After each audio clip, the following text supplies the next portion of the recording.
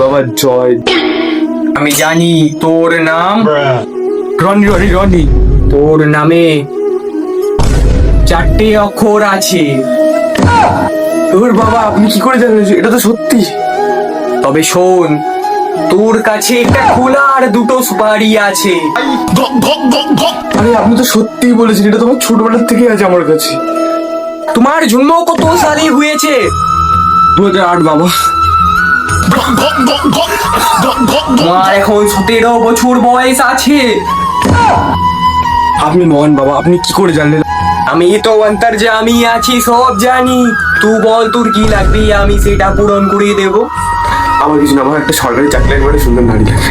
তার জন্য একটা যোগ্য করতে হবে। তার জন্য 5001 টাকা, 1 কেজি আটা আর একটা পাঠা নিবি 5 কেজির।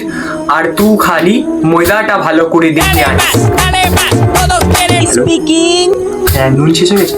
আর 2টো নুনের প্যাকেট আনিস।